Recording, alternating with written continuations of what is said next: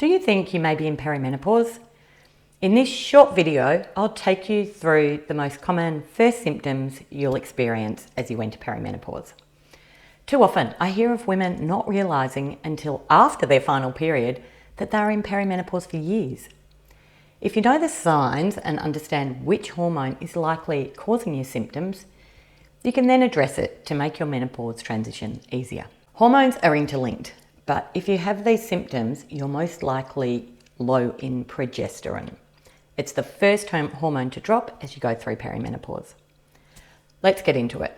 I'm Jacinta Fairman, a degree qualified nutritionist, and the early symptoms that can be related to low progesterone or even progesterone resistance are these. Number one, irregular cycles or skip periods. Often the first symptom women notice is a shortened cycle. You may notice your cycles becoming increasingly unpredictable with lengths shorter than they used to be. Progesterone helps maintain the uterine lining, so if you're low on progesterone, that will cause you to bleed sooner, hence a shorter cycle than usual. Second, heavy or painful periods. It's like your body is giving you a last hurrah so that you're ready to enter menopause and finish with these debilitating periods.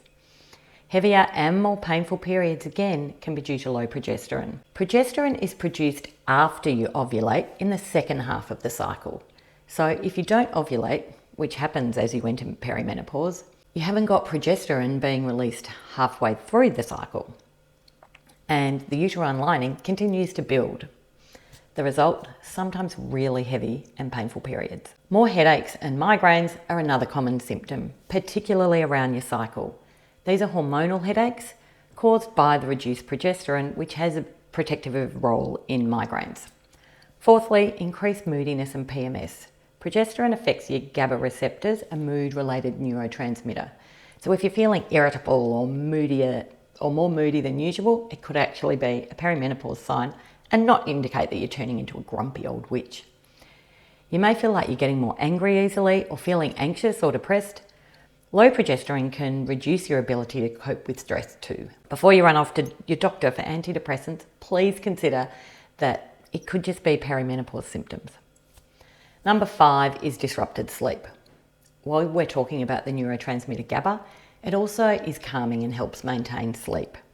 So if you're waking through the night, it could also be an indicator you're starting perimenopause. Sore boobs and swollen breasts and fluid retention are all signs of low progesterone. Because it affects the natural fluid balance in your body, when your progesterone drops, you can retain more of these fluids, causing this symptom particularly before your period. 7th, heart palpitations are also an early sign of perimenopause. It can be due to an increase in another hormone, which is called follicle stimulating hormone. This increases when you don't ovulate. FSH increases as a way of trying to get you to ovulate in response to the low progesterone, and that's what causes the heart palpitations. But always get your heart palpitations checked by your doctor, as cardiovascular risk does increase through menopause too. 8th, reduced fertility and early miscarriage. Low progesterone can be the cause of reduced fertility as progesterone prepares the uterus for implantation. Speak to your doctor or look for a fertility and natural health specialist for support if you're concerned about your fertility.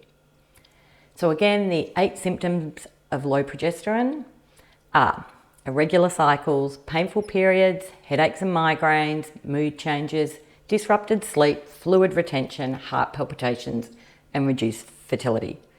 Like this video and subscribe to my channel if you want more tips on how to support your progesterone production naturally.